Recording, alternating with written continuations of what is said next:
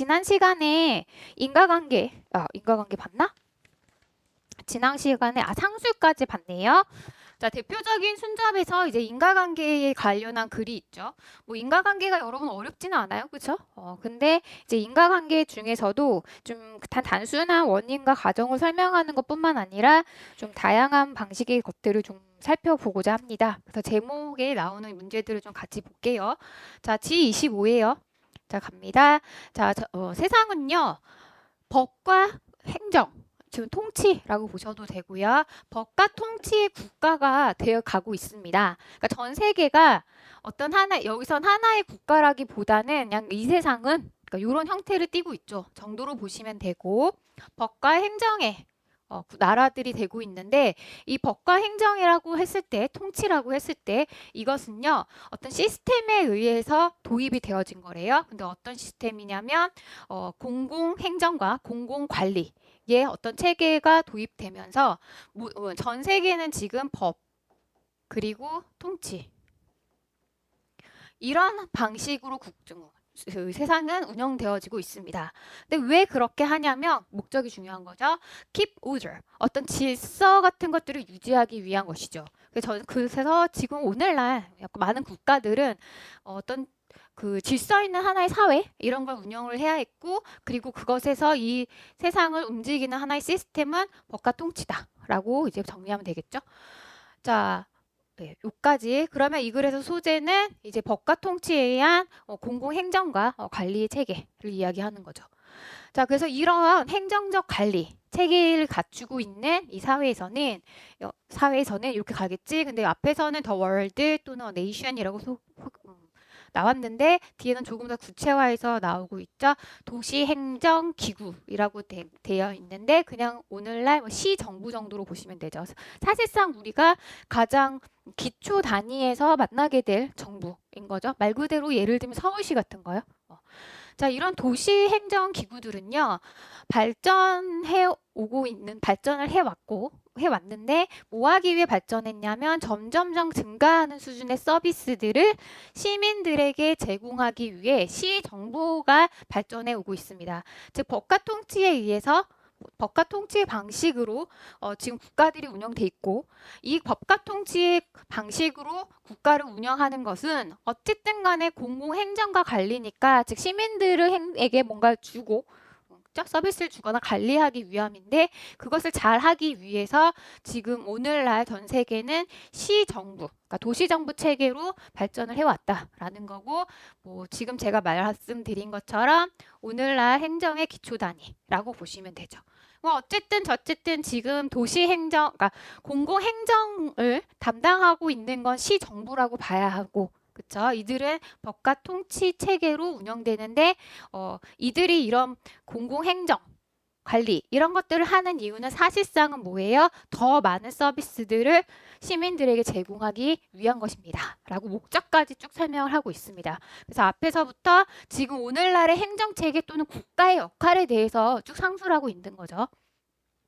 자, 그러면 여기서 말하는 이 시민들에게 시정부가 제공하는 서비스에 대해서 지금 상술해 줍니다. 저번에 콤마에 나왔던 것으로 비춰보면 여기 콤마 D는 이 서비스에 대한 것을 부연 설명하고 있는 거죠.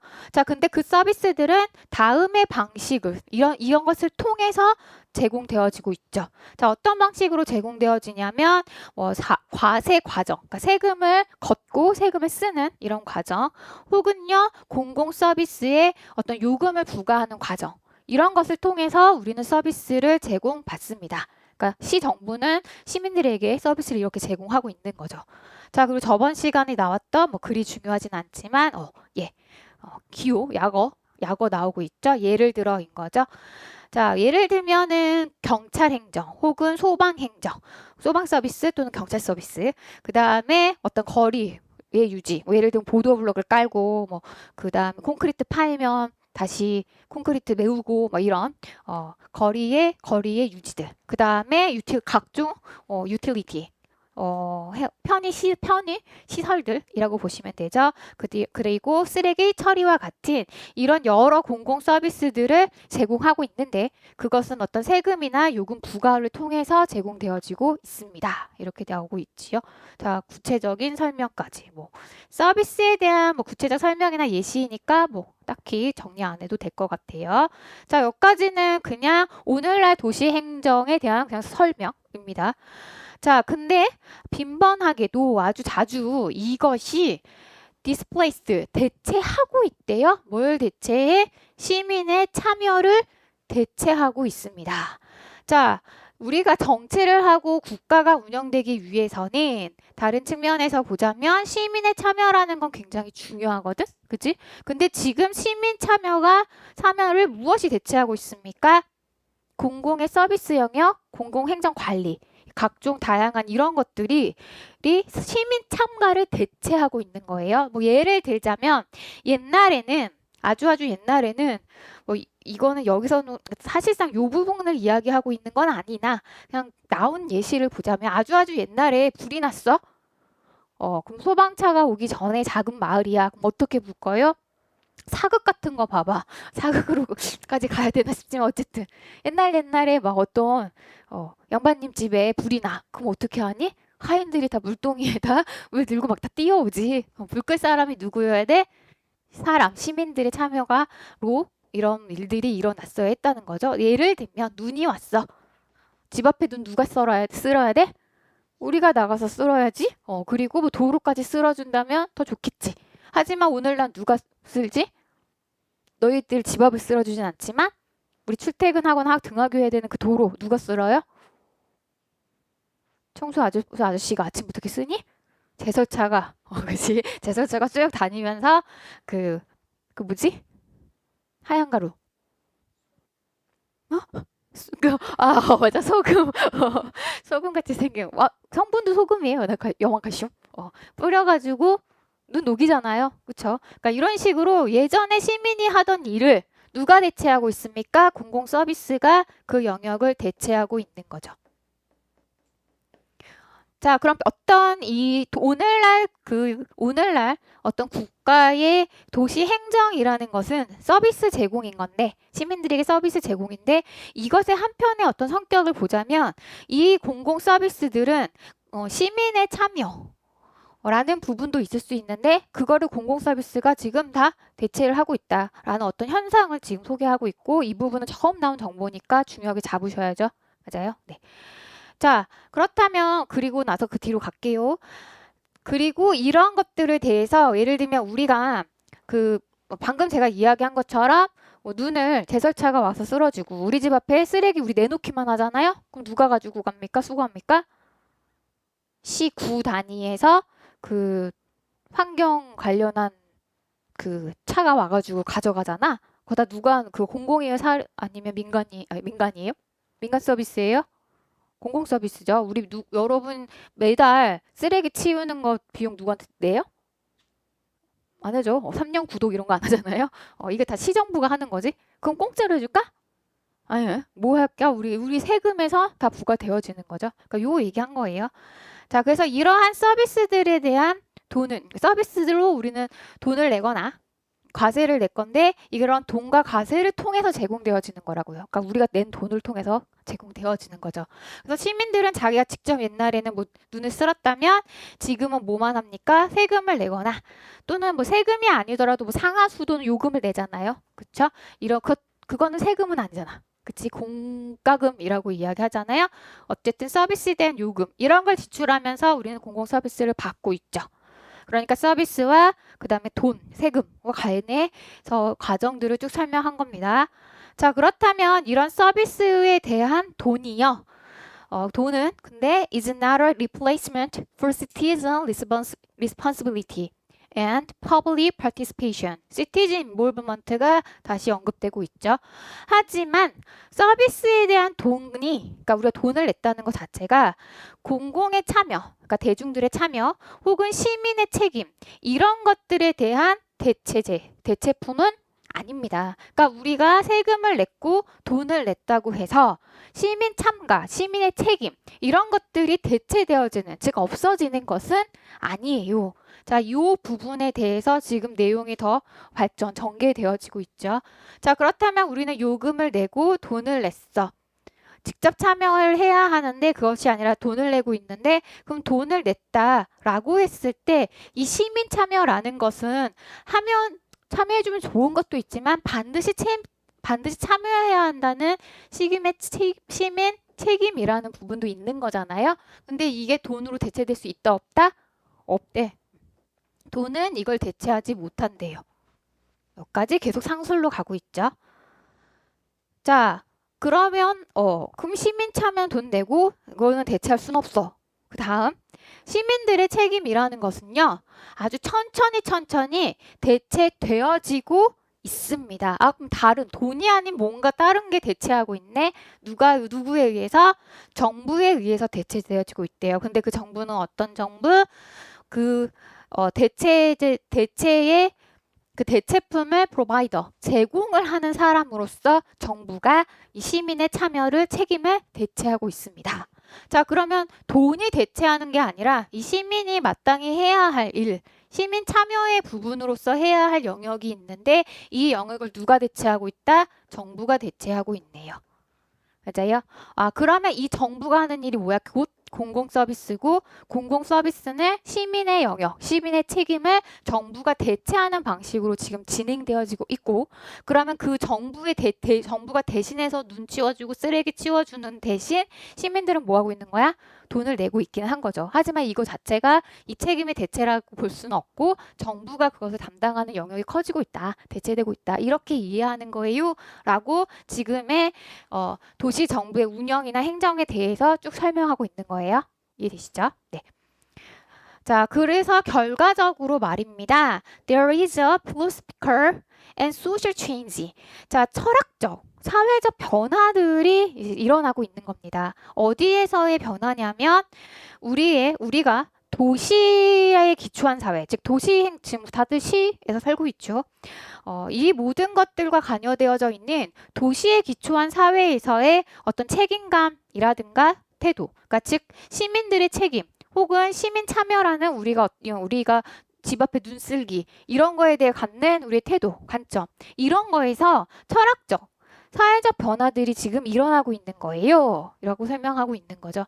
네, 이 부분도 처음 나왔고 그 다음 앞부분에서 설명을 했을 때 지금 도시 행정의 행정 방식 그리고 그 안에서 공공 서비스와 시민 참여, 책임이라는 부분의 상술이 되고 이것은 점점 정부의 역할로 대체되고 있는 어떤 변화들이 일어났고 그 결과 사회적 책임이라는 부분에서의 어떤 그 관점 자체가 지금 변화하고 있다라고 설명하고 있죠.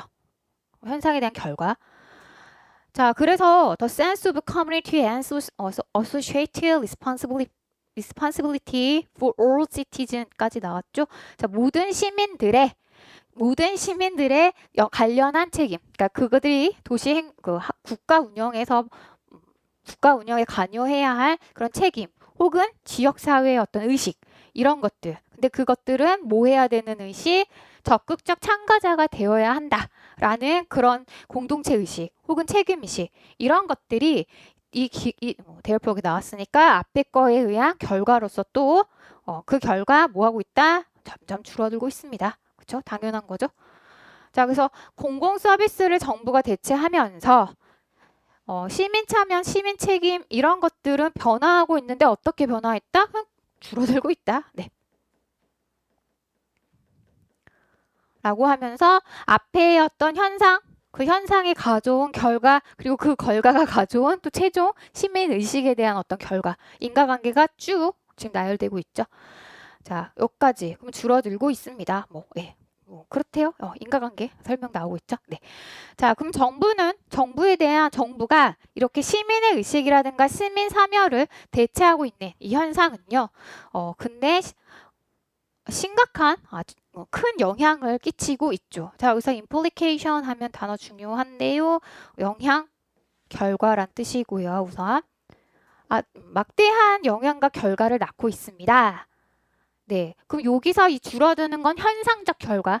이것이 근데 이 사회에 미치는 영향과 효과, 그러니까 최종 결과가 나오겠죠. 근데 거기서 serious implication이라고 나오니까 느낌상 좀 안 좋은 거 있을 것 같아. 그렇죠? 부정적인 결과인가 찾아봅시다. 이것은요. 즉 시민의 의식이 줄어들고 이것을 정부가 대체하고 있는 이 현상은요.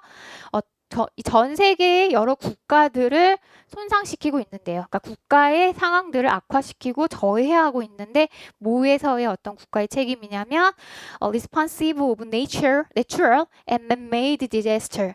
자연적 재앙, 그러니까 환경 재앙, 그 다음에 인간이 만들어낸 재앙, 이런 거는 인재라고 하죠.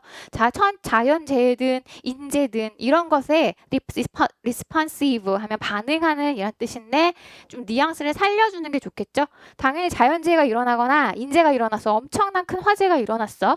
그럼 당연히 우리 뭐 해야 돼? 반응해야 돼. 그치? 소방관들이 막 달려가야 되잖아요. 자, 이런 것을 반응하다라는데 즉각적으로 반응하다, 발빠르게 반응하다, 뭐 이런 뉘앙스로 쓰인 거예요. 발빠른 조치. 이런 것들을 해야 하는 이 국가의 역할을 오히려 저하시키고 손상시키고 있습니다. 근데 지금 일어나는 이 자연재해나 인재 같은 것들이 어떤 부분으로서의 성격을 갖고 있냐면 part of global preparedness. 전 세계적인 준비의 부분으로서 인재나 자연재해에 제대로 대응한다 못한다? 못한다. 대응 능력을 떨어뜨리고 있죠. 마무리가 이렇게 들어갔어요.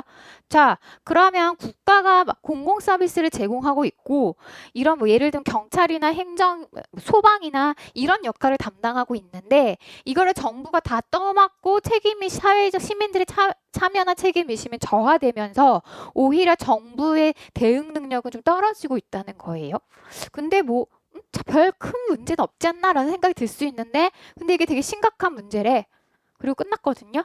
자, 여기까지만 읽고 이 글의 주제 찾는 건 쉬워. 근데 제가 조금 발전시켜서 물어볼게요.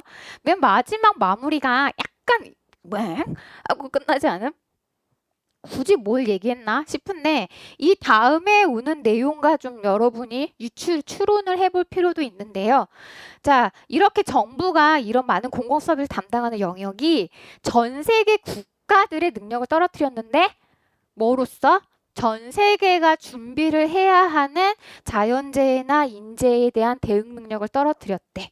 자, 그럼 이것이 낳을 진짜 큰 영향력은 무엇일까요? 만약에 여기 빈칸 문제로 나왔다고 해보자.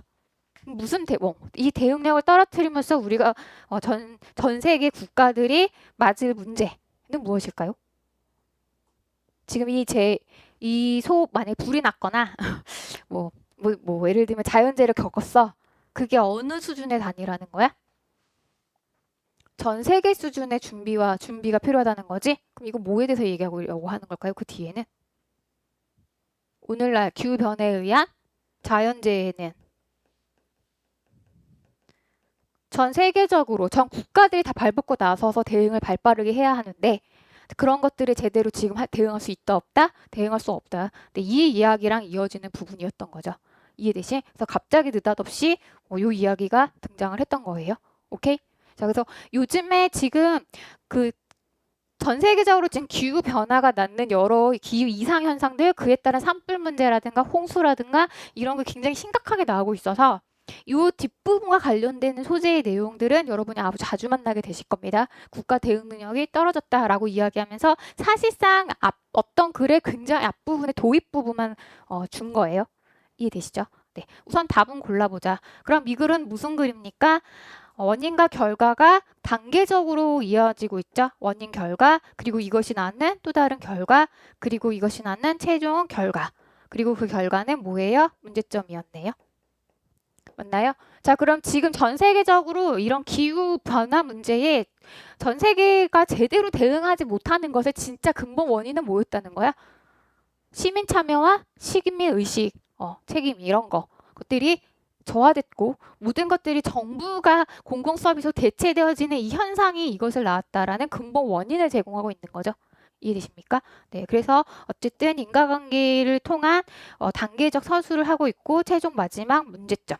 그러면 이거를 인과관계의 구조로 간다면 이 문제점의 근본원인 어디 있어? 여기에 있는 거죠. 맞나요? 자, 그래서 단계적 설명을 하고 있지만 문제점에 대한 접근으로 간다면 문제점의 주요 원인을 설명하는 방식 글쓰기까지 연결해서 볼 수 있는 거죠. 네. 자, 답은 몇 번? 답 몇 번? 3번? 네, 말 그대로 그대로 나왔죠. 감소된 시민의 참여, 그것은 정부 공공 서비스, 정부 서비스의 대가이다 라고 이야기하고 있고, 자, 정부 서비스의 대가라는 게 뭔 말이에요?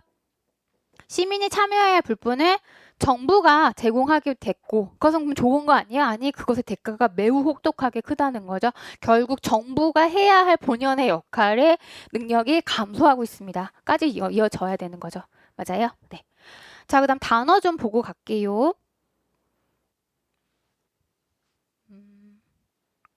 따라란. 자, 여기 단어 몇 개만 좀 같이 보고 갑시다. 자, displace 하면은 무슨 뜻? 여기서는 대체하다 라는 뜻으로 사용이 되어졌죠. 근데 여러분이 아는 displace는 대체하다가 아니지 않음? 아닌가? 자, place는 두다 놓다이고 displace는 모여졌던 것을 멀리 갖다 놓다 라는 뜻이죠. 그래서 displace가 이 글에서는 replace와 같은 뜻의 대체하다, 그 다음에 같은 뜻 substitute까지 아셔야겠죠? 라는 의미로 쓰였고요. 근데 이것이 대체하다 라는 뜻 말고 어떤 놓여진 것을 멀리 두다 라는 뜻에서 해고하다, 쫓아내다 라는 뜻도 있고요. 어떠한 책임 같은 것들을 빼앗다라는 뜻이에요. 세 번째로는 여기 있던 걸 멀리 갖다 놓다는 건 옮겨놨다는 뜻이죠. 그래서 옮기다, 이식하다, 트랜스플랜트의 뜻까지도 사용이 되어지고 있습니다. 사실상 우리가 이 뜻으로 가장 많이 알고 있거든요. 어떤 것들을 치우다, 없애다 이런 의미인데 지금 대체하다의 뜻으로 나왔고요. 자, 그 다음 제가 옮기다, 이식하다 라고 말씀을 드렸고 이 단어가 트랜스플랜트, 이식하다 라는 뜻이죠. 자, 여기 보시면 어근의 플랜트, 심다 라는 뜻인데 옮겨 심다로 이식하다인데 우리 이 글에서는 지금 서플랜트 라는 단어가 나왔고 제가 그냥 대신하다 라고 해석하고 넘어갔지만 잘 째려보면 플랜트 라는 게 여러분이 아는 단어가 있어요. 그쵸? 그러면 심어놓다 라는 뜻이야. 근데 지금 서프라는 접두사가 붙었죠. 자, 서브라는 접두사는 뭐뭐 아래에 라는 뜻으로서 말 그대로 물리적으로 아래에 있다. 서브웨이 같은 것도 될 수 있고요. 그 다음 누가 1위가 있어? 또는 아니면 첫 번째가 있어? 그 다음에 라는 그러니까 그 순서상 아래죠. 다음에 라는 뜻도 있죠.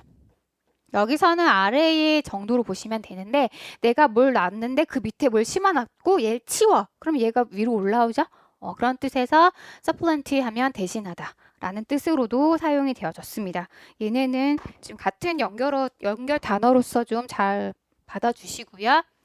자, 그 다음에 이 단어도 제가 그냥 준비 이렇게 해석하고 넘어갔는데 뭐 어렵지 않았을 거예요. 니스는 명사 만드는 접두매사고 prepare는 대비하다, 준비하다니까 그냥 대충 전 세계적 준비 뭐 이렇게 보시면 되는데 우선 prepare라는 동사가 뭐뭇을 준비하다라는 뜻이 사실상 잘 생각해 보면 어떤 뭐 예를 저녁 식사를 준비하다라고 하면 어떤 것들을 마련해 놓다라는 의미가 될 거고요. 시험을 준비하다라고 하면 무엇에 대비하다라는 뜻이 될 겁니다.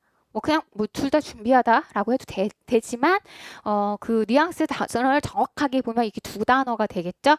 자, 이 글에서는 좀 대비하다 라는 의미를 가지고 활용한 거고 명사형이 만들어져서 무엇에 대한 대비, 대책 이런 의미로 쓰인 거예요. 그래서 preparation의 단순한 준비가 아니라 대비, 대책인데 정확하게 뉘앙스까지 살려놓으면 즉각적 대응, 즉각적 이걸 뭐라고 우리말로 뭐뭇의 만반의 태세 뭐 이런 의미예요. 준비 가고 뭐 만반의 태세를 갖추다 할 때 쓰이는 단어가 이 단어입니다. 그래서 전 세계적인 만반의 태세의 부분으로서 인재나 또는 자연재해에 즉각적으로 반응을 해야 하는 역할. 그러니까 신속하고 정확한 대응력이 사라졌다라는 것이 지금 요런 단어의 뉘앙스에서 이야기를 하고 있었던 글이에요. 이해되시죠? 물론 요거를 읽고 이것까지 알아야 돼? 아니 몰라도 괜찮은데 여러분이 이거를 읽고 나서 이 뒷부분에서는 실제 이야기하고자 하는 게 지구의 기후변화에 대한 어떤 심각한 문제들에 대한 정부의 대응 능력에 대해서 이야기하려는 글이 이어지겠구나 라는 생각이 좀 드시는 게 좋다는 거죠. 그래야만 하고. 이해되시죠? 네. 자, 연상해서 글을 좀 읽어 가실 수 있어야 돼요. 자, 그 다음 제가 아까 implication이라는 단어 중요하다고 말씀드렸는데 자, 이 단어는 이미 고2 때 많이 나왔어요. 그래서 지금 이 단어 영향과 결과라는 걸 정확하게 알고 계시면 좋을 거고 우리 단어 테스트에도 굉장히 여러 번 나왔을 겁니다. 근데 이 단어의 원래 가장 기본 형태의 동사 imply라는 동사에서 나온 건데 자, imply는 영향을 끼치다, 결과를 내다라는 뜻이 아니죠. 무슨 뜻이지? 암시하다, 함축하다라는 뜻이죠. 자, 그러니까 implication은 첫 번째 뜻으로는 그러니까 제가 여기 순서는 그냥 이 단어에서 그냥 나온 걸 말씀드린 거예요. 암시, 그 다음에 함축, 그 다음에 뭐뭇에 대한 제한. 뭔가를 암시했다는 거니까 이런 것들 드러내줬다라는 뜻이죠. 제한이란 뜻이 있고 그 다음에 영향과 결과라는 뜻이 있습니다. 이 뜻 우리가 imply에서 보면은 여러분이 요거까지만 떠오를 수 있는데 얘는 영향과 결과가 있다는 거 반드시 아셔야 하고 자 여러분이 implication을 사전에서 뭐 이렇게 검색을 해보신 분이 있으시다면 아마 알 텐데 얘의 대표 뜻이 얘예요. 암시 제한이 아니라 영향과 결과입니다. 그러니까 반드시 아셔야 되는 단어예요. 오케이? 예, 그래서 단어까지. 중요한 단어까지. 자, 그래서 제가 이제 인과관계로 대표적으로 이제 설명을 하면서 단계적 인과관계를 설명하고 있죠. 그리고 그 원인을 쭉 다 설명하면서 마무리로 문제점이 나오고 있습니다. 그래서 여러분이 인과관계를 접근을 하실 땐 그냥 어떤 앞에 나온 현상이 진짜 원인이 어떤 결과를 초래했다 이런 것들에 대한 쭉 과정상 서술 이런 것도 만나게 되실 거고 대표적으로 인과관계는 문제점의 원인을 지적하는 글로 좀 많이 만나시게 될 거예요. 자, 그럼 제가 여러분한테 문제점의 글이 제시가 됐어 라고 하면 당연히 떠올리셔야 할 하나의 글의 유형이 있죠. 보통 문제점이 만약에 이게 제가 이 글의 어떤 글의 도입부라고 말씀드렸잖아요. 그럼 여기 문제점 던져준 거잖아? 그치? 그럼 그 뒤에 뭐 나와야 되니 얘들아? 해결책이 나와야겠지. 그래서 대표적으로 그 도입부에 해결책이 문제점이 나오면 여러분은 당연히 그 뒤에 뭐가 나올 거라 유추해야 돼? 해결책이 제시될 거고 여기가 주제일 거야 라고 떠올리실 거고 이게 가장 대표적인 글의 글쓰기 방식이에요. 그지? 자, 얘는 문제점이 어쨌든 인과관계 뒤에 나온 거고요. 이해되시나요? 자, 그러면 연동해서 문제점을 다루는 글 즉 문제점 해결책이 가장 먼저 떠오를 텐데 문제점을 다루는 글들을 좀 이어서 같이 살펴보도록 할 거예요. 그래서 우선은 당근 문제점을 내가 봤다 그럼 당근 해결책이 나올 거야 라는 거는 완전 꽉 붙잡아 두셔야 하고 해결책이 제시됐다면 여기가 주제일 거야 라는 거는 당연한 가장 기본적인 글쓰기. 자, 그럼 문제점이 언급되어지는 글들은 문제점이 앞부분에 언급돼 있다면 다 이런 글쓰기를 하고 있을까? 아닐 수도 있잖아. 그지? 좀 그런 부분에 대해서 좀 같이 뒤에서 다루도록 할게요. 쉬었다 갈게요.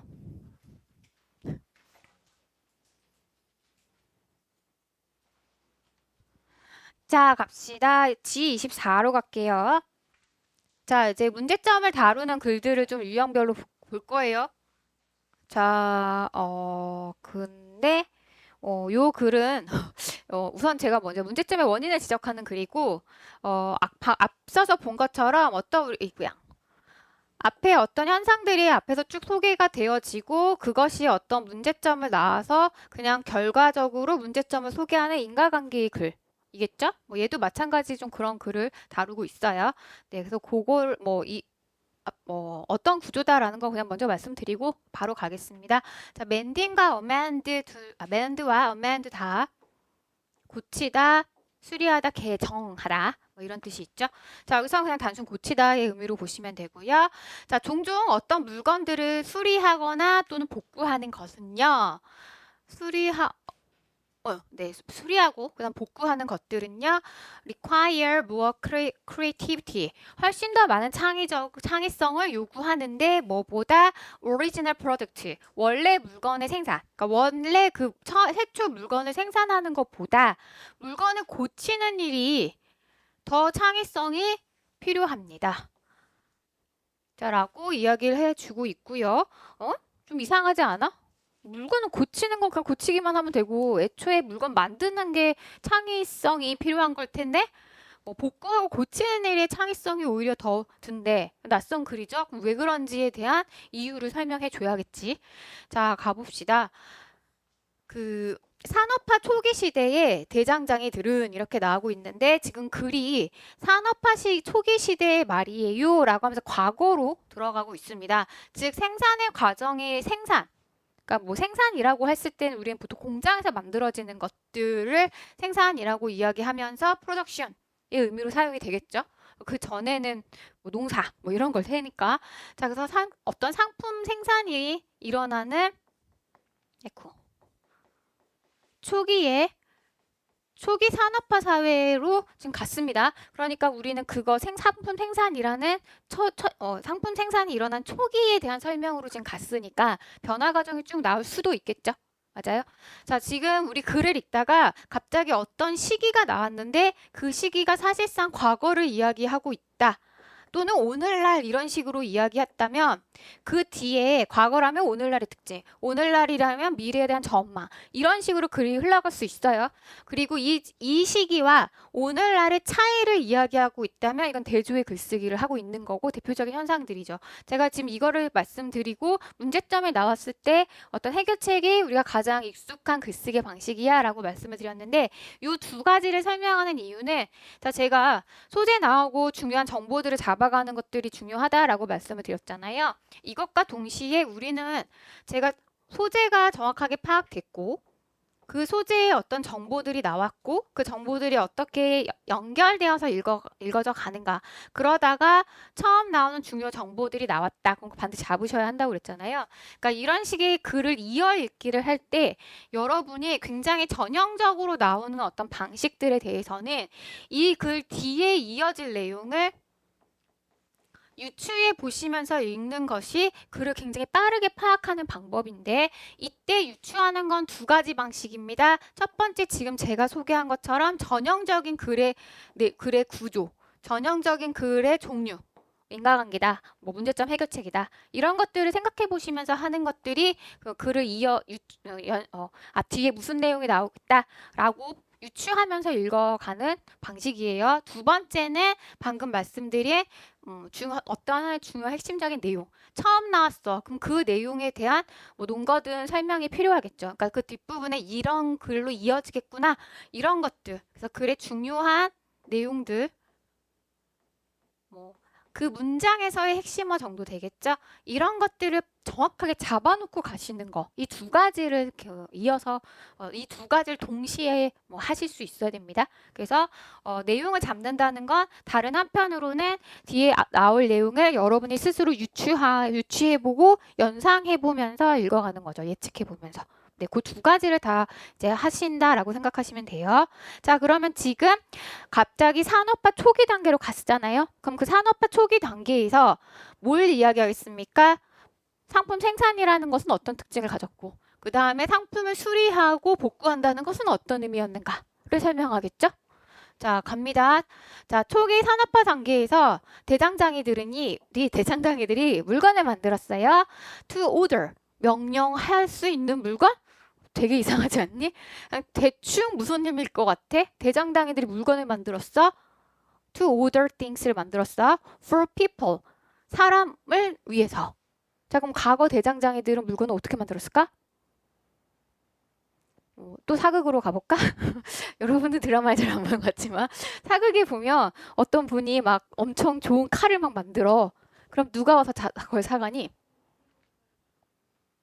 어떤 검사 뭐라고 해야 되냐 그렇게 칼 잘 쓰시는 분이 와서 사가면서 그냥 좋은 칼 있어 이렇게 하면서 사가요? 내가 의뢰한 칼이 만들어졌어? 이러면서 사가죠. 무슨 말인지 알지? 자, 그래서 여기서 오더가 명령 주문, 여기선 주문이라는 의미겠지만 어쨌든 명령 주문, 질서 뭐 이런 뜻이 있으니까 사람들을 위한 어떤 주문 뭐 이런 걸 가지고 물건을 만들었구나. 뭐 이렇게 그냥 대충 파악하시면 돼요. 자, 이걸 굳이 외워야 하나 싶어서 하는 말씀드린 건데 made things to order 이렇게 하면 주문 생산하다, 뭐 주문 의뢰를 받고 생산하다 이런 뜻이거든요. 이걸 굳이 외울 필요 없잖아, 그치? 그러니까 어떤 사람이 주문한 것대로 어떤 물건을 만들었어요. 뭐 이런 의미입니다. 즉 주문 제작을 해서 옛날에는 만들었다는 거야. 그럼 주문 없으면 만들어 안 만들어? 안 만들어. 자, 근데 그 사람은 어떤 사람이냐면 그 대장장이의 즉각적인 동네에 있는 사람. 그러니까 인근에 옆집에 아저씨가 칼 좀 만들어줘. 그러면 칼 만들었다는 거고 난 만들었다는 거예요. 이게 뭔 말이야? 만약에 우리가 이걸 해석을 잘 못했다고 해보자. 세미콜론 나왔네? 부연 설명이죠. 자, 커스터마이징 무슨 뜻이야? 고객 맞춤 제작 이란 뜻이죠. 그래서 커스터마이징이 바로 주문 제작하다. 얘랑 같은 뜻이에요. 지금 중요하진 않아요. 그냥 표시 때문에 한 거예요. 자, 상품을요 주문 제작했다는 겁니다. 그리고 그것을 수리하거나 또는 변형을 시키기도 했죠. 뭐에 따라서? 고객에 따라서. 그래서 내가 낫을 만들었는데 이 고객이 낫 좀 만들어줘. 근데 우리 이번에 풀이 너무 질겨가지고 엄청 날카롭고 좀 원래 거보다 좀 크게 만들어줘. 이렇게 해서 약간 키웠는데 고객의 입장에서 이거 키운 거야 만 거야? 뭐 이런 느낌일 수도 있지. 그래서 이거 더 컸으면 좋겠어 라고 하면 바꿔줬대요 바로. 됐죠? 자, 이런 식으로 생산을 했고요. 그 다음 쏘리 여기까지 주어예요. 자, 병렬처리죠. 5월이요. A, B, C. 즉 고객의 의뢰에 따라 주문을 만들고 그리고 그 주문한 상품을 변형시키거나 고치고 이러는 것들이 was routine, 일상이었다는 겁니다. 일상이었다? 뭔 소리야? 산업화 시대의 상품 생산과 수리라는 것이 하나의 세트에 로서 진행되어졌던 일상적인 것들이었다는 거예요. 자, 그래서 물건을 생산하고 주문 제작이니까 그냥 수작업이죠. 그리고 그 과정은 당연히 의뢰 모로 이어져야 수리를 하거나 수선하는 것, 좀 고치는 것은 당연한 하나의 세트의 일상이었죠. 자, 예를 들면 여러분이 교복을 맞추러 갔는데 요즘 교복 그렇게 잘 안 맞추는 그 사이즈대로 그냥 사오지. 근데 나는 내 교복이 나의 핏에 딱 맞았으면 좋겠고 어차피 수선할 거 아예 처음부터 나에게 맞춰서 내가 원하는 짧은 길이로 치마로 만들고 싶어. 그러면 어떻게 보면은 그냥 아예 진짜 치수 재서 맞추는 게 더 나은 거 아니에요? 그치? 보통 치수 재서 옷을 맞추면 당근 그 뒤에는 수선 과정이 이어질 수밖에 없어요. 약간 소매 더 줄여야 될 것 같아요. 뭐 이런 식으로. 그래서 맞춤하는 옷들은 좀 비싸죠. 당근. 요 과정 얘기한 겁니다. 언제? 옛날에는. 됐죠? 자, 그래서 고객들은 말입니다. would bring back things. would bring things back. would니까 과거의 습관이네요. 물건들을 당근 을에 bring back. 다시 가져오곤 했죠. 당근 그랬던 거예요. 루틴에서 이어지는 거. 물론 이렇게까지 막 다 파악하지는 못해도 괜찮아요. 만약 무엇인가가 잘못되어졌다면 원하는 것이 아니었다면 을에 가지고 오곤 했죠. 다시 또 부연 설명. 즉 repair 수리라는 것은요. 따라서 이 과정에서 따라서 수리라는 것은요. an extension of fabrication. 패브릭 섬유라는 뜻인데 섬유라는 건 시실 날치를 이렇게 잘 조합하는 거잖아요. 직물을 짜다 이런 뜻이 될 수 있겠고 여기서 뭐 대신 쓰인 거예요? 커스터마이즈 대신 쓰였겠죠. 혹은 그냥 프로덕션이요. 그냥 제가 동사로 그냥 쓴 겁니다. 당근 생산의 연장이었습니다. 그러니까 과거 초기의 생산이라는 것은 수리라는 것은 생산의 연장이었고 무엇인가를 만들고 프로덕트 했어. 그럼 당근 이어지는 마지막 과정이었죠. 그냥 연장선에 있는 거였고 그래서 루틴이죠. 만약에 맥락상 어휘로 나와서 욕이 나왔다. 그럼 조금 어려울 수 있겠지. 그러니까 당근 의례적인 것이었어요. 네. 자, 여기까지 알겠어. 그런데 아직까지 지금 생산과 물건을 만드는 생산과 수리라는 과정이 분리되어진다는 게 전혀 언급이 없잖아요. 우리 첫 번째는 이거 둘을 좀 분리시켰고 다른 성격의 것이라고 봤으니까. 근데 산업화 시대에는 그건 하나였지. 뭔가 변화가 일어날 것 같지, 여러분아? 자, 그런 마음이 드는 상황에서 with industrialization. 근데 산업화로 뭐예요? 새로운 시기가 왔고 당근 변화가 일어나야겠네. 자, 산업화 그리고 결국 A, B 이거 대량 생산이 나타나면서 시기적 변화가 일어나야겠죠. 핵심적으로 산업화 못 알아먹었을까 너무 친절하지. 대량 생산 방식에서 누가 생산해? 수작업? 아니 기계에서 생산이 일어나죠. 어떤 물건을 만든다는 것은요. become the province of machine tenders. tenders 하면은 공급자라는 뜻입니다. 모르면 그냥 세트로 봐주시면 돼요. 기계가 하네? 그냥 이 정도로 보자. 기계가 하는 프로방스라고 하면은 프로빈스인데 프로방스란 뜻이 여러분이 더 익숙할 거고 지역. 여기선 영역 정도로 봐주시면 되죠. 분야요. 기계의 분야가 되었습니다. 그냥 기계의 영역이 되어졌죠. 에어리어 정도로 보셔도 괜찮습니다. 기계에 담당하는 것이 되었죠. 자, 누가 대체했어? 대장장이를 누가 대체하고 있어? 지금 변하여 기계가 대체하고 있네요. 당근 여기 힌트 나왔고요. 대량 생산. 자, 근데 그 대량 생산을 하는 방식의 영역이 되었는데 근데 조건이 있지? limited knowledge. 어떤 제한된 지식을 가진 기계 제공자가 하게 되었습니다. 그래서 정확하게 보면 기계 생산을 하는데 기계의 공급업자니까 기계를 뭔가 주고 관리하는 사람이 있겠지. 근데 이 기계 관리자가 이것을 담당을 했죠. 근데 기계 관리자는 이 기계가 만들어내는 그 과정을 다 알아? 아니죠. 그냥 기계가 문제없이 작동하나? 기계가 멈췄으면 기계를 수리하러 가겠지. 그러니까 이 사람은 어떤 물건 자체의 생산에 대해서는 잘 알아 몰라? 몰라. 그러니까 대장장이는 거의 장인이잖아. 그치? 그러니까 장인 여기에 언급되어지진 않았으나 장인, 수작업하는 장인과 머신 텐더스는 다 대조되는 영역이고 이 둘의 차이로서 리미트 knowledge가 나왔습니다. 그러면 블랙스미스는 어떤 지식을 가지고 있는지 영역에 설명 나왔어요? 안 나왔어요? 안 나왔어요. 하지만 대조되는 거니까 with knowledge 혹은 deep knowledge, proficient knowledge 하면 되겠지. 대조 영역이니까 무슨 말 하는지 알죠? 자, 그래서 이렇게 대량 생산이 되기 시작하면서 중요한 표현 나오네요. 제한된 지식을 가진 기계 다루는 사람, 기계 관리자의 영역이 물건의 생산이라는 부분을 담당하게 되었죠. 그러나 말입니다. 수리라는 것은 말이에요. 자, 물건 생산의 방식이 변했다. 중요한 거 잡았어. 하지만 우리 생산 얘기하고 있는 게 아니고 수리 얘기하는 거니까 그러나 수리는 이라고 나왔으니까 진짜 핵심 나온 거죠.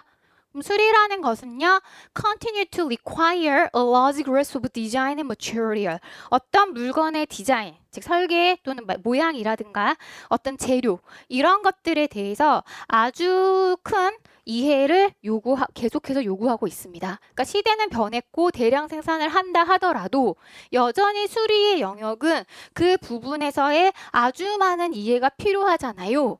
자, 생산은 아주 제한된 지식만 있어도 할 수 있는데 수리는 할 수 있다 없다? 없다. 그래서 여러분이 예를 들면 휴대폰을 받았어. 새 거를 고장이 났어.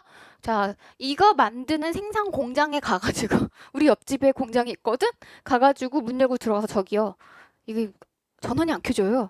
그러면 거기 공장에 있던 분이 줘봐. 그거 고쳐줘? 이 새끼 뭐지? 하겠지.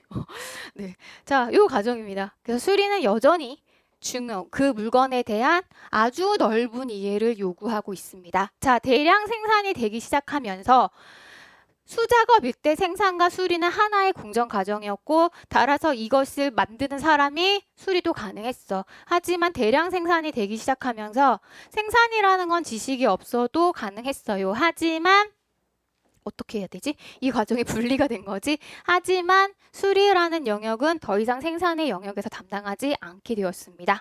그치? 얘는 지식이 필요해? 안 해? 필요 없어. 그냥 조금 지식 필요하지만 없다고 할게. 이거는 여전히 엄청 많은 지식을 요구하죠. 깊이 있는 지식을 요구하니까요. 됐나요? 네. 글 거의 다 나왔지? 자, 그러면 이 글에서는 지금 제가 어떤 주제를 맨 먼저 던져줬고 그것이 왜 더 많은 창의성을 요구하는지에 대해서 시간의 변화에 따른 생산의 과정의 성격에 따라 그냥 상술해 주는 구조로 지금 가고 있어요. 그럼 문제점 원인 아닌데 어쨌든 상술 그 과정의 변화들을 쭉 설명하고 있는 글입니다. 됐죠? 자, 그리고 다시 글로 들어갈게요. 이 폭넓은 이해에 대해서 다시 한번 설명해 주는 건데요. 콤마 찍고 갔는데 그냥 부연 설명 정도 보시면 되죠. 여기서 더 홀은 명사로 보시면 돼요. 즉, 폭넓은 이해라는 것은 그 상품 전체에 대한 이해를 말하는 것이고요. 그리고 그것은 또한 디자이너의 의도, 그러니까 그 설계자의 의도에 대한 이해도 가지고 있어야 됩니다. 왜 갤럭시 이거 플립을 왜 이렇게 접히게 만든 거야? 라고 생산하신 분이 이해를 못해. 접으면 이게 좋나? 필름이 이렇게 울잖아? 그리고 갑자기 여기 접히는 걸 빼버렸어. 돼, 안 돼? 이재용 씨가 난리 나겠죠? 네. 물론 이재용 씨가 디자이너는 아니지만. 자, 어쨌든 이런 것에 대한 종합적 이해를 요구합니다. 됐죠? 자, 그리고 여기서 이해라는 단어를 지금 understanding을 그대로 다시 쓰지 않고 comprehension이라는 단어를 썼는데 그냥 동의어 정도로 보셔도 되고요. 근데 정확하게 이야기하면 이 comprehension이 이거랑 완전 동의어야. 뭔 소리야? 전체에 대한 이해, 종합적 이해라는 단어예요. 뉘앙스까지 잡아주세요. 자, 즉 아주 폭넓은 그냥 상품 그 자체에 대한 이해뿐만 아니라 설계자의 의도, 그러니까 이런 상품 자체를 왜 이렇게 만들었는가에 대한 의도까지 다 이해해야 하는 것은 수리가 요구하고 있는 거죠. 됐나요? 네. 자, 여기까지 끝. 그 다음에 제조업자들은요, 모든 일을 다 담당을 하고 있습니다. 뭐로? 기계를 가지고 제조업자는 모든 일을 다 수행하죠. 또는 아주 방대한 노동의 분업의 방식으로 제조업자가 모든 걸 다 만들어냅니다. 자, 소위 말해서 수작업이 아니라고요. 네, 자, 병렬 잘 잡으셔야 돼요. 콤마 걷어내면 덜 헷갈릴 거야. Not by hand. 손으로 하는 게 아니고요. 이렇게. 자, 그럼 지금 이게 아니라 저거라고요. 라고 하면서 이 문장에서 강조하는 바는 뭐예요? 손으로 하는 게 아니라 누가 하는 거야? 싹 다 기계가 한다고요. 노동은 분업이 되어 있다고요. 잘게 쪼개져 있다고요. 어느 부분이 고장났느냐에 따라서 수리자는 또 달라질 수도 있죠. 그러니까 변화 과정을 이야기한 거고, 자, 이 글에서 얘는 지금 따옴표를 통해서 직접 인용하고 있네요. 그러니까 앞에 있는 내용 다시 재진술 해주고 있는 글이죠. 맞나요? 네. 자, 이거를 누가 말했냐면 요 분이 여기 책에서 이렇게 설명을 했대요. 그러니까 생산 방식의 변화. 첫 번째 인용. 자, 그 다음요. 그러나 말입니다. all repairing. 뭔가 수리라는 것을 이야기하자면 그냥 수리 전반의 과정은요. must be done. 여전히 수행되어져야만 합니다. 누구에 의해서 수행되겠어? 당근 손으로 수행되어져야 하죠. 그러니까 생산의 과정은 공장이 하지만 수리는 여전히 과거 초기 산업화 시대처럼 사람이 손수해야 하는 것이에요. 제조업자가 할 수 있어요? 없어요? 없어요. 네, 따라서 우리는요. every detail of a watch. 어떤 시계에 하나하나의 세부적인 그 모든 것들을 다 만들 수 있습니다. 혹은요. 총도 만들 수 있어요. 근데 누가 만들어? 기계로 만들어요. 그러니까 우린 기계로 시계도 만들고 총도 다 만들어내죠. 자, 그럼 기계가 모든 걸 다 만든다. 제조업자는 다 만들 수 있어. 그러나 기계는요. cannot mend it. 그것을 수리할 수는 있어요? 없어요? 없죠. 기계는 모든 걸 다 만들어내지만 기계는 수리할 수 없습니다. 그것이 고장났을 때 말이에요. 총 고장났다고 공장 찾아가면 된다 안 된다? 안 됩니다. much less clock or pistol. 자, 여기서 much less라고 하면 뭐뭐는 말할 것도 없이 라는 뜻이죠.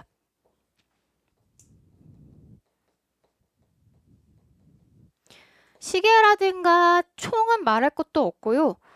그 기계는 그것을 고칠 수도 없죠. 라고 이야기했는데 이게 뭔 소리야? 그러니까 물건을 못 고친다고. 근데 총이나 시계처럼 아주 섬세한 것을 고칠 수가 있겠습니까? 라고 이야기하면서 마지막 정리.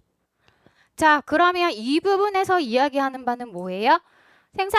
생산이 굉장히 대량 생산이 되고 공장 기계에 의한 생산이 되기 시작하면서부터 지금 이 얘기죠. 그냥 따지고 보면 핵심은 생산과 수리의 과정은 분리되었고 그것은 지식의 차이이다. 그래서 생산자가 수리를 할 수는 없다. 그래서 생산은 굉장히 잘하지만 수리는 할 수 없고 그럼 수리는 누가 해야 됩니까?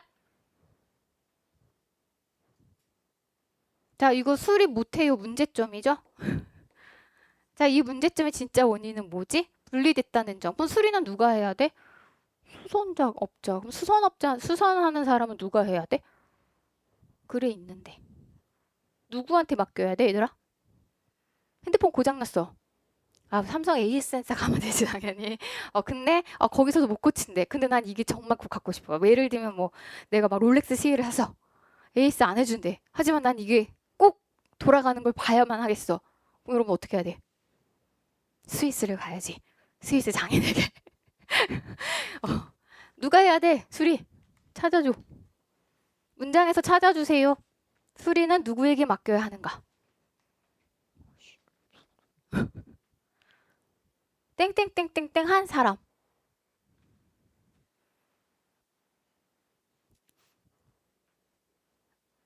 생산의 영역과 수리의 영역의 각각의 특징이 서술됐거든? 생산은 생산자에게, 수리는 누구한테 맡겨야 돼? 정확한 지식을 가지고 있는 사람, 그 물건에 대한 종합적 이해를 하고 있는 사람에게 맡겨야 하는 거죠. 맞아? 그러면 모든 걸 다 알고 있는 사람만 수리할 수 있어요, 네? 그지? 아니야? 모든 걸 다 알고 있는 사람만 수리할 수 있을걸? 다 알아야 된다잖아. 맞아? 자, 그럼 생산은 아무나 할 수 있어. 지식이 없어도 뭐만 있으면 할 수 있어? 기계만 갖춰놓으면 할 수 있어. 하지만 수리는 누가 할 수 있어? 지식을 가진 사람만 할 수 있죠. 그럼 정확하게 생산은 아무나 할 수 있지만 수리는 뭐만 할 수 있다? 전문가만 할 수 있다? 종합적 지식을 가진 사람만 할 수 있다. 이게 주제네? 주제가 첫 번째 문장이잖아요. 그럼 여기서 a large grasp of design and material을 뜻하는 바를 첫 문장에서 찾아주세요. 한 단어야. 두 단어야. 요거요. 제가 핑크로 줄친 거 첫 번째 문장에서 두 단어 찾아주세요. 뭐? 세 단어 할까? 점점 늘어나지. 수식 때문이야, 얘들아. 수리는, 고치는 것은 다 이해해야 한다. 첫 문장에서. 여기 첫 문장 여기 얘들아. 세 단어.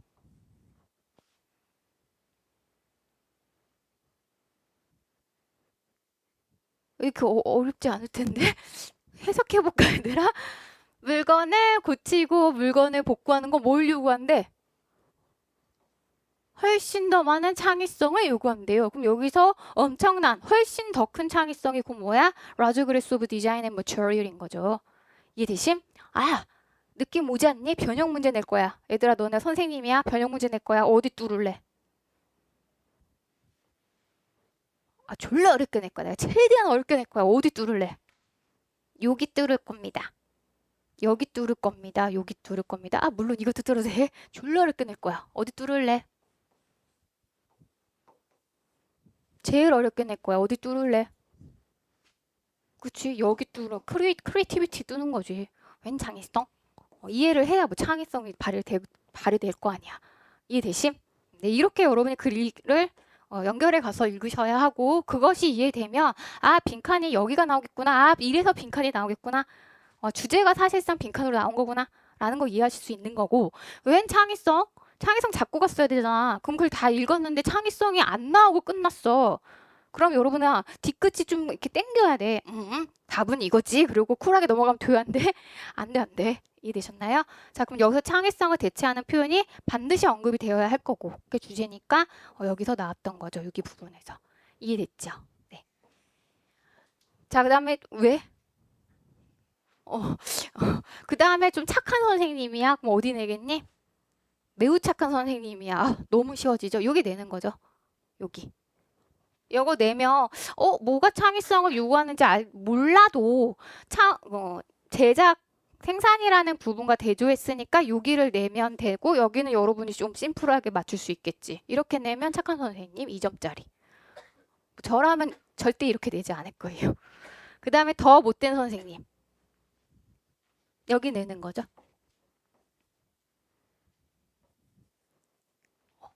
그 다음에 이게 내신이어도 어려울 거야, 그치? 근데 만약에 이게 수능인데 역입 뚫렸다? 어휴, 그럼 이게 3점 정도 나오지 않을까? 그치? 어떤 맥락인지 이해되시죠? 네. 그래서 글을 좀 이어져 가면서 읽고 반드시 앞 내용과 뒷 내용 연결해서 가셔야 한다라는 점. 그다음 두 번째, 글의 구조의 측면에서 보겠습니다. 자, 앞에서 주제만 던져주고 시간적 변화들을 이야기해서 시간 대조의 글쓰기를 하면서 어떤 변화 사항을 이야기했고, 그 변화 사항이 낳은 어떤 변화의 특징을 그냥 상술한 것처럼 보이지만 사실상 다른 측면에서 보면 그럼 수리는 누구에게 맡기는 거야? 맡길 수 있는 거야? 라는 어려움이 소개가 되어지고 있죠. 그래서 얘도 역시 앞부분에서 언급되어지진 않았으나 문제 어떤 현상과 변화들을 쭉 다 설명하다가 그것이 낳은 결과 기본적 인과관계인데요. 이 결과는 앞에처럼 문제점을 소개하는 방식으로 글을 쓰고도 있다라고 접근해 볼 수 있는 거죠. 오케이? 네. 자, 그 다음에 얘 볼게요. 자, 얘는 조금 쉬워서 빨리 볼게요, 그냥. 자, 그리고 이게 대표적으로 여러분이 연상하면서 읽을 수 있는 글인데요. 가보자. 어려움은 발생한대요. 끝났네. 뭐야? 문제점. 그럼 뒤에 뭐 나온다고? 해결책 나오겠거니? 하고 생각하고 가시면 되죠. 자, 문제점은 일어나요. 어떨 때 일어나요? 자, 우리가 사람들이나 기계를요. 협력적인 체계로 생각하지 않을 때 문제가 일어납니다. 자, 미안. F야, F18. 미안, F18이에요. 사람들이나 기계가 협력적 체계라고 생각하지 않게 되면 문제가 일어난대. 자, 그런데 기계가 협력을 하니? 아니지. 그럼 여기에서 협력적 체계라는 건 누구와 누구 사이의 관계로 봐야 돼? 요걸 세트로 이해해야 되는 거죠. 사람과 기계가 생산을 하죠. 자, 방금 읽은 글과 연동해서 본다면 대량 생산 체계에서 기계 생산을 할 때 사람이 그 기계를 관리하거나 작동시키고 기계는 그 일을 하니까 당근 이 둘이 세트로 일어나야 되고 이것은 협력적 체계가 협력적 체계로 우리는 이해해야 하는 거죠. 근데 그렇게 보지 않을 때 문제는 발생합니다. 그러나 할당을 하죠. 이렇게 나왔는데 요 글을요. 여러분이 나데이 법비로 읽기 굉장히 쉬운데 여기서는 그렇게 보지 않으시는 게 좋습니다.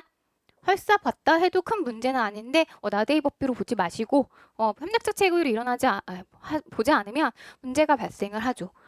그리고 우리는요. 그리고 우리가 미안 이렇게 병렬 처리하면 되겠구나. 쏘리? 우와 뭐지? 갑자기 왜 나 뭐 했어? 딱히 뭐 안 한 것 같은데? 네. 이렇게 병렬 처리. 그리고 나서 미안. 여전히 그렇구나. 쏘리. 빨리 끝내주려고 하다 보니까 나데이 법비로 보이는데 이렇게 안 읽는 게 좋아요. 우리가 이렇게 협력적 체계라고 이해하지 못할 때 문제는 발생해요. 그리고 어떨 때 또 문제가 발생하냐면 whatever task can be automate. 자, 어떤 일들이 자동화되어지는 방식으로 일을 할당할 때 이 말인데 목적어로 처리 다 왜? 아직도 아니구나. 자동화되어질 수 있는 일들이 있는데 그 모든 일을 다 누구한테 맡기냐면 우선 기계한테 싹 다 맡기는 거야. 자동화될 수 있으니까. 이렇게 다 맡기고 나서 the last, 그 나머지만 자동화할 수 없는 일들만 사람들한테 부과하는 방식으로 일을 분업하는 거. 이럴 땐 문제가 발생합니다. 이렇게 보셔야 되는데 나데이 법비로 읽기 되게 좋아요. 근데 여러분이 읽어놨더니 이렇게 할당하지 않을 때 문제가 발생한다 하면 이거 좀 글이 이상하잖아. 그치? 그래서 여기에 병렬은 정확하게 여기와 여기라고 보시면 됩니다. 즉 앞은 부정, 뒤는 긍정. 이렇게 봐주시는 게 나아요. 자, 그러면 지금 협력적 체계로 이해하지 않으면 문제가 일어나고 협력적 체계가 아닌 측면을 이야기하는 거거든요. 모든 자동화되는 모든 일은 누구한테 맡겨? 우선 먼저 기계한테 맡겨. 그리고 자동화될 수 없는 일을 정확하게 분리해서 인간에게 맡기는. 자, 이런 방식으로 할 때 문제가 일어난대. 그럼 이 과정이 뭘 이야기하는지를 좀 상술해 주겠죠. 그리고 문제점 나왔으니까 어떻게 해결해야 될까라는 걸 생각하시면서 글을 읽으셔야 돼요. 간다. 이것은요. 자, 이런 방식으로 일을 분업하는 것은요. 결국은 말입니다. 사람들한테 뒤에 거 하도록 요구하는 방식으로 끝나게 될 겁니다. 근데 end of ing 하면 결국 끝은 이따위로 나올 거야. 약간 이런 뉘앙스잖아. 늘 문제점 나오죠. 사람들이 행동을 하는 거예요. 어떤 방식으로? 기계가 작동하는 방식으로 행동을 하는 겁니다. 그 방식은 어떤 방식이냐면요. 인간의 능력과는 좀 차이가 있는 방식이죠.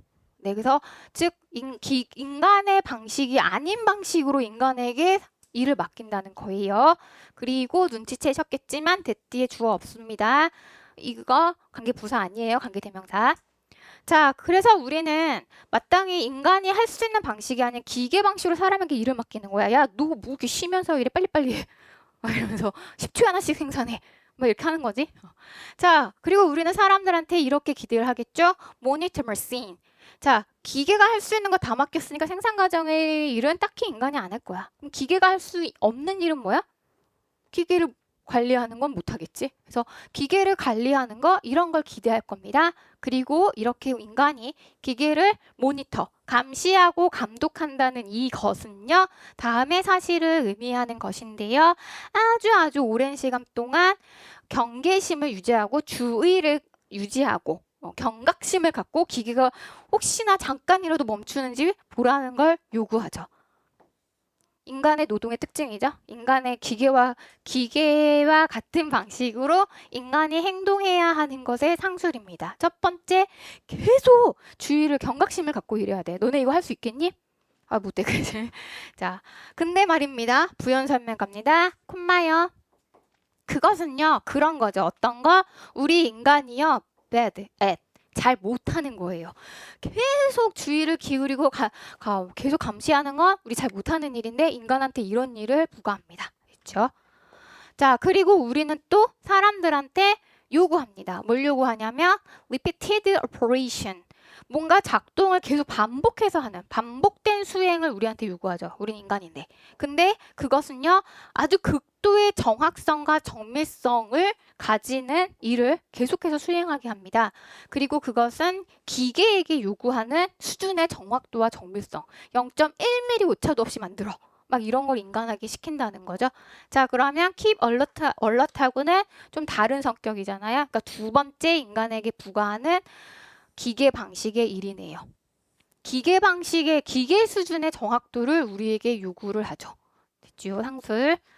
자, 근데 말입니다. 또 콤마. 그것은 또 그런 거죠. 잘하는 거 못하는 거. 그것도 우리가 잘 못하는 거잖아요. 네. 그래서 여기서부터 이 기계와 인간의 노동의 분업은 문제점을 낳을 거고 그 문제는 무엇인지 그 문제점에 대해서 상술해주고 있네요. 그쵸? 자, 돌아갈게요. 밑에 갈게요. 자, 우리는 말입니다. 기계와 인간의 어떤 구성, 1에서의 기계와 인간의 구성을 divide up, 분업합니다. 나누고 쪼개죠. 어떤 식으로? 이런 방식으로요. 이런 방식 어떤 방식?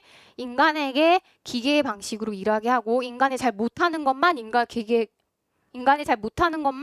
다 맡기는 거예요. 그럼 생산이 잘 될까? 자, 이런 방식으로 우리는 일을 분업을 하는데 그럴 때 당근 마이너스가 나와야겠네. 우리는요, fail to take advantage of human strength and capability. take advantage of 하면 뭐뭐로부터 이점을 취하다, 뭐뭐를 활용하다라는 뜻이죠. 즉 인간의 강점과 인간의 능력 이런 것들에서 충분히 이점을 취하지를 못한다고요. 인간의 장점을 충분히 활용하지 못한다고요. 문제점의 결과, 즉 문제점이 낳은 진짜 문제점. 나왔고요. but 그러나 그 대신 말입니다. 두 개가 나오면 그러나 그 대신 둘 다 부정 아니고 그냥 하나만 생각하시면 되고요. 다음 시간에 제가 강조해서 말씀을 드릴 건데 여기선 instead가 훨씬 더 중요해요. but보다는요. 그 대신이란 뜻이니까 A를 하지 못했다. 그러나 그거는 뭐 대수롭지 않아. 이렇게 가도 되잖아. 근데 instead가 나왔다는 얘기는 A를 하지 못하죠. 그 대신 B 하죠. 라고 구체적으로 아주 정확한 대조되어지는 결과가 명백하게 딱 언급이 돼야 되는데 그게 instead입니다. 그 대신 말입니다. 우리는 어떤 영역에 계속 의존을 하게 되냐면요. 인간의 장점을 충분히 살리는 건 못해. 그러면 인간의 어떤 약점만 닿는 영역에 우리는 계속 의존하게 되죠. 이렇게 가야겠지. 자, where we are genetically, biologically unsuited. 우리 인간이 유전적으로 또는 생물학적으로 적절치 않은 영역을 인간에게 계속 의존하게 만듭니다. 끝. 그런데 얘가 또 그러나. 자, 맨 마지막에 그러나야 이거 뭐예요 그럼? 주제? 아니, 맺은말. 그치? 그럼 여기서 얜 나왔으면 얜 주제일까? 아유, 느낌은 그거 아닐 것 같아. 그치? 같이 봅시다. 우리 인간은요, 실패하게 됩니다. 근데 우리 인간이요, 실패한 거예요. 즉, 뭔가, 예를 들면, 불량품을 만들어낸 거예요. 기계도 불량품을 만들어낼 수 있고, 인간도 만들어낼 수 있거든?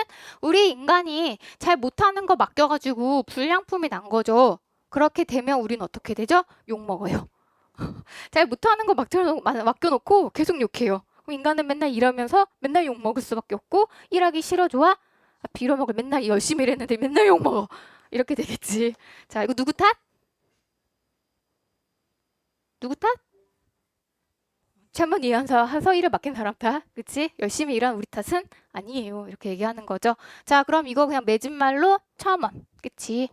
그러니까 맺은말의 성격 저번 시간에 했죠? 늘 주제는 아니다. 마지막에 나오는 역접은 그냥 무시해도 괜찮다까지. 자, 그럼 다시 돌아가서 문제점의 해결책 나옴 안 나옴? 나옴 안 나옴? 안 나옴. 그쵸? 여러분 잘 이해하고 있는 거예요? 안 나와요. 그럼 문제점이 나왔다? 아, 해결책 찾으러 가야지. 주제는 해결책일 거야 라고 생각하고 여러분이 글을 읽으시면 돼요. 하지만 나와 안 나와? 안 나와. 문제점이 낳는 진짜 결과, 진짜 문제점.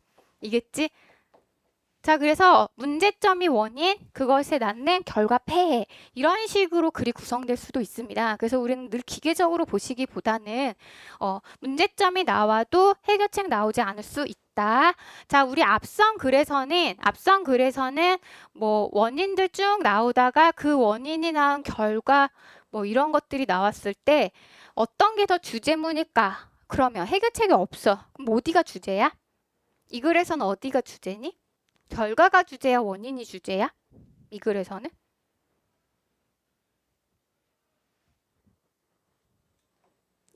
여기가 주제예요? 우리는 실패한다. 여기가 주제예요?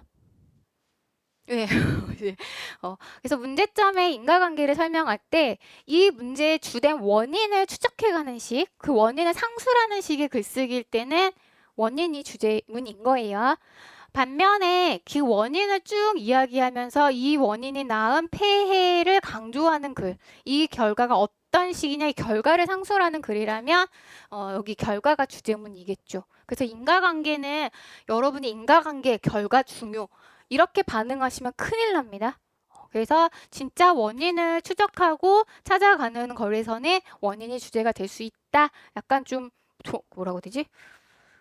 입체적으로 접근하셔야 돼요. 여기 부분이 높았다고 여기가 제일 높은 게 아니라 다른 데 돌아가 보면 다른 데가 더 높을 수 있는 거잖아. 그러니까 좀 관점을 좀 이렇게 폭 넓게 열어놓고 접근하셔야 됩니다. 뭐 글은 굉장히 심플하죠? 답은 몇 반?